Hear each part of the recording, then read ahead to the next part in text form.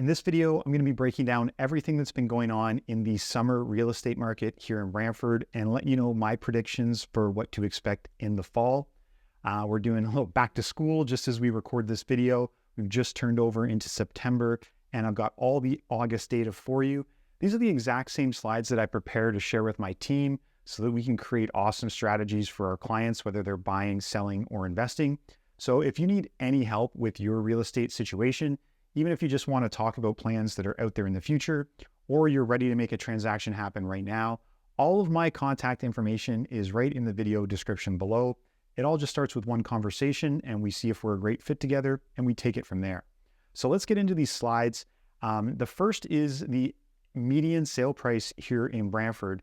And it's been bouncing around, the $600,000 level basically all year. So it's no surprise that in August, it came in at $610,000. That's up 3.4% this year, which shows that the prices are hanging on, but it is down still 2.4% from last year. Both of these are just like tiny little wiggles in the data. Let me show you that on a chart. If we look at the data going back from 2020 to today, you can see all the recent months are on the right-hand side of this chart. And the price has been actually pretty stable. All that little wiggling you see is just, statistical differences each month because the numbers, move up and down. If we were to average them out, we'd find that the price has been pretty much stable for the last couple of years after that final run up and then pullback you see there on the chart. Now, if we do zoom out a little more, this chart takes us all the way back to 2015, and you can see that even now, as we hover here at this $600,000 level, anyone that purchased a property prior to, about January 2021. So if you purchased a property in 2020 or earlier, you're most likely sitting on a significant amount of equity still. If you did make your purchase from 2021 into 2023, we have to take a closer look at the numbers and see, has your particular home maintained its value or potentially gone up in value. The demand for homes continues to be slow. In August, there were 111 transactions, which is up just slightly from 109 in July. The big news is though it is down still 16.7% from last year, which is down from the year before. This chart shows the seasonality month over month demand, and you can see that there definitely is a seasonal trend where we get our highest demand months in the spring, our lowest over the winter. And you can also see, as we group each year together, that the overall size of these red bars, it's much smaller here in 2024 than it has been in the previous years. In fact, so far this year, 933 homes have changed hands in Brantford, and that is down 12% since last year. As I pull up this chart of showing the last decade in Brantford real estate, you can see that it's actually the slowest year, January to August, of any of the past 10 years. So there's a couple things going on because Brantford actually is a growing city. People want to buy homes, people want to move. But what we have right now is a combination of really high prices and still high interest rates that are keeping the conditions, unaffordable for a lot of people. That's showing me that there is some pent-up demand happening. And as economic conditions improve, mostly due to borrowing costs coming down, we're going to see the demand increase once again. This chart overlays the last 4 years, comparing the demand in red, so that's the number of homes that are selling every month, with the inventory. And the difference between these two numbers really tells you whether it's a hot market or it's a slow market. And you can see back in 2021 and 2022, where the red line was taller than the gray bar or the gray area chart in the background. And that tells you that the inventory was turning over fast, really fast, faster than 1 month.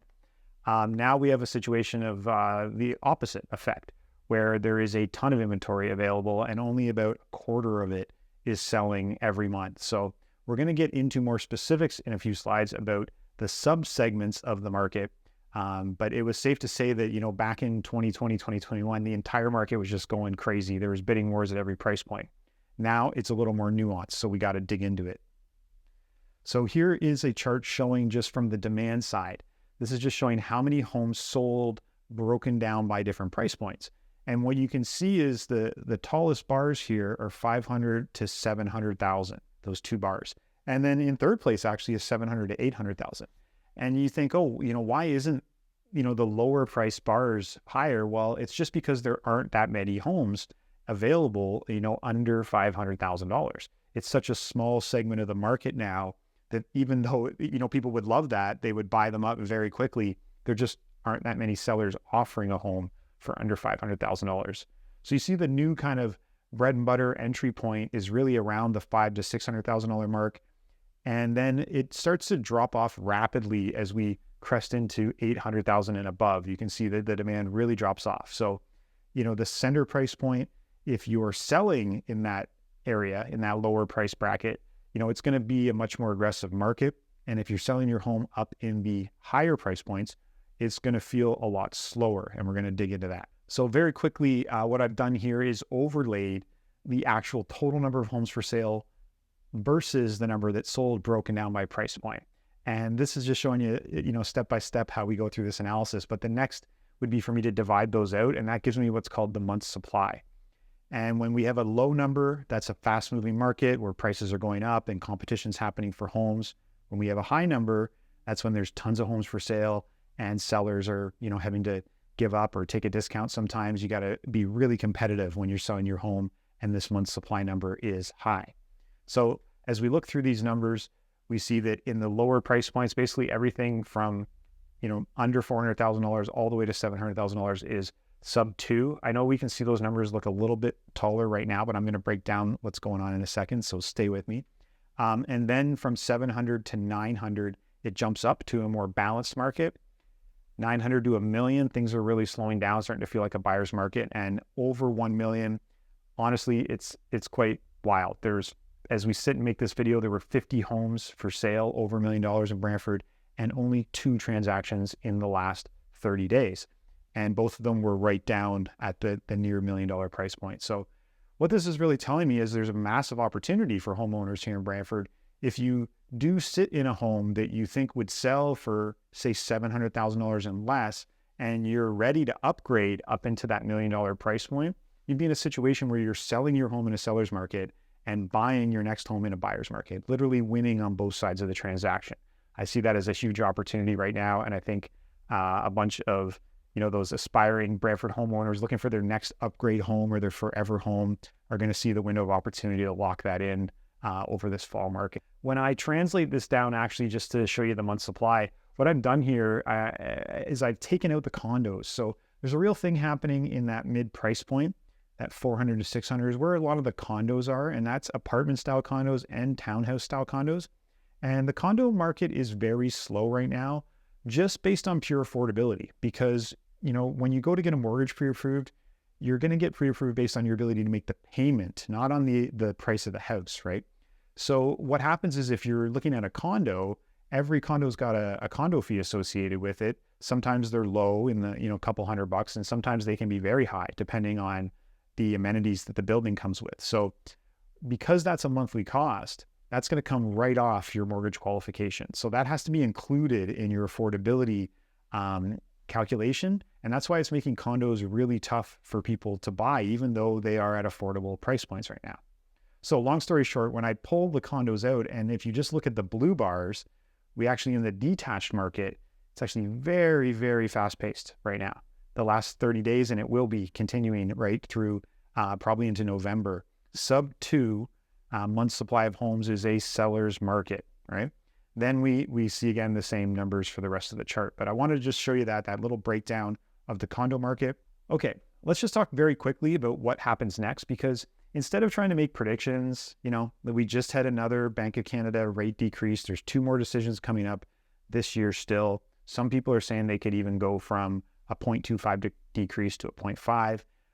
Really what's happening though is the cost of borrowing is coming down. It's not coming down as fast as people wanted, but it is headed down. So as time keeps pushing on, the cost of borrowing is getting better and better, both on the variable and on the fixed rates. Typically what we see is that in a fall market, both supply and demand start to drop, while at the same time that expiration effect, people giving up and taking their homes off the market. So we have the whole market, supply, demand, and the total number of homes all dropping. But interestingly, historically, the prices tend to push up a little bit in the fall as more serious buyers and sellers are the ones on the market than maybe in the spring. So we tend to get a little price elevation, and with interest rates still coming down, I think that puts a little upward pressure on the prices too.